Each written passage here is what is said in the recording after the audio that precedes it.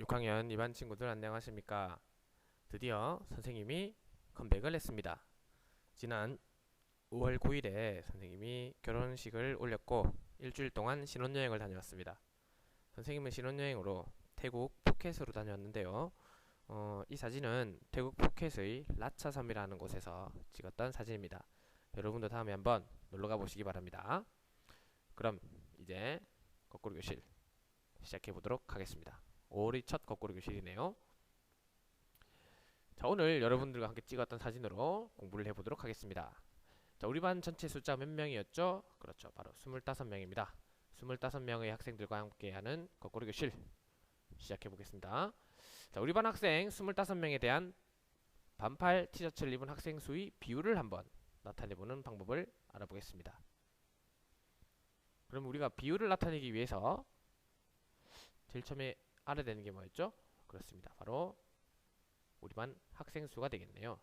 그리고 또 뭘 알아야 될까요? 그렇습니다. 바로 반팔 티셔츠를 입은 학생의 수가 되겠네요.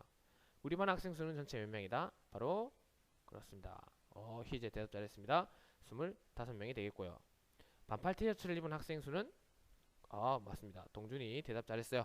바로 18명이 되겠습니다. 그 사이에 세어봤네요. 정말 예리합니다. 눈이. 네, 혹시 한 명, 두 명 더 숨어있는 티셔츠를 찾았다고 하더라도 반팔 티셔츠 입은 친구를 찾았다고 하더라도 여러분들 그냥 18명으로 생각해 주시면 되겠습니다. 그럼 이제 이 문제 해결하기 위한 단계를 살펴보겠습니다. 먼저 우리는 B를 구해봐야 합니다. B.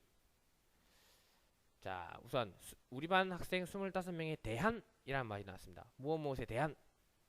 자, 이것은 그러면 좌항과 우항 중에 어디로 갈까요? 그렇습니다. 바로 오른쪽으로 가게 되겠죠. 그 다음에 반팔 티셔츠를 입은 학생 수를 한번 살펴보겠습니다. 반팔 티셔츠를 입은 학생 수, 이것은 바로 그렇습니다. 왼쪽으로 가게 되겠네요. 이렇게 해서 가운데 땡땡 우리 붙여주고요. 그럼 이제 숫자를 우리가 구했었죠, 그죠? 자, 그럼 25 됐습니까? 그 다음에 18 그리고 땡땡 붙여줬습니다.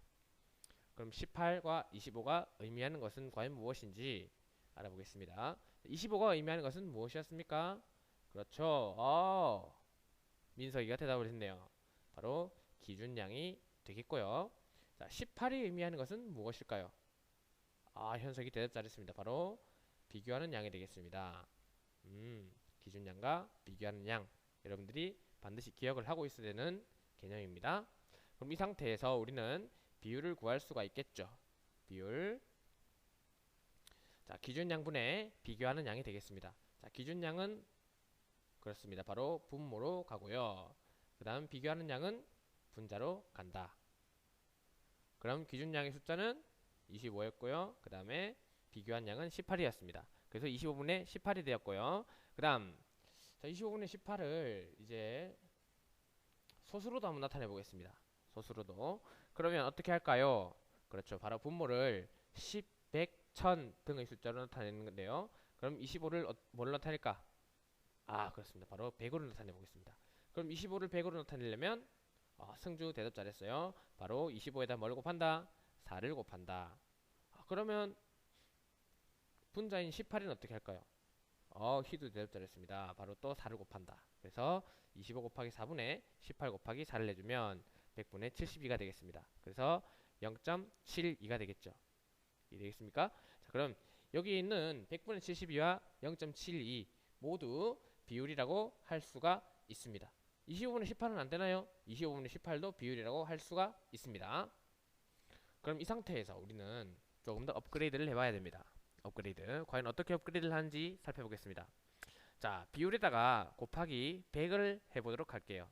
비율에 곱하기 100을 하겠습니다. 그러면 100분의 72에다가 100을 곱한다. 그러면 우리 이거 계산하면 얼마일까요? 그렇죠. 바로 72가 되겠고요. 자, 0.27에다가 또 100을 곱하면 어떻게 될까요? 또 0.72에 100을 곱하면 소수점을 오른쪽으로 두 칸 이동 72가 되겠네요. 그럼 여기에서 끝일까? 여기서 우리가 조금 더 한 발 더 나가야 됩니다. 자, 이제 72라는 숫자가 무엇을 의미하는지를 봐야 됩니다. 72는 바로 그렇죠. 백분율이라고 합니다. 다 같이 따라합니다. 백분율. 그렇습니다. 백분율. 그럼 72 하나만 딱 남겨두면 사람들이 무엇인지 모르니까 우리가 단위를 적어주는데요. 그 단위는 바로 이렇게 생겼어요. 이렇게 생긴 단위. 자, 이 단위를 뭐라 부른다? 바로 퍼센트라고 부릅니다. 그래서 우리는 우리 반 학생 25명에 대한 반팔 티셔츠를 입은 학생 수의 비율을 백분율을 나타내면 몇 퍼센트다? 바로 72%라는 것을 알 수가 있겠죠. 자, 그럼 백분율을 구하는 방법을 한번 정리해 보도록 하겠습니다. 자, 제일 처음에 우리가 뭘 구했더라? 그렇죠. 바로 문제를 읽고 B를 구했습니다. B 몇 대 몇이라는 걸 구했고요. 자, 이 B를 구하고 나면 우리는 뭘 구했다? 그렇습니다. 바로 비율로 나타내기를 했었죠. 분수 또는 소수를 나타내었습니다. 아시겠나요? 네, 효민이가 대답을 잘했습니다. 효민이가 단기방을 끝나고 또 선생님 없는 동안 굉장히 잘하고 있는 것 같아요. 자, 세 번째는 어떻게 될까요? 네, 비율에 이제 100을 곱한 값을 구한다. 이것이 바로 뭐다?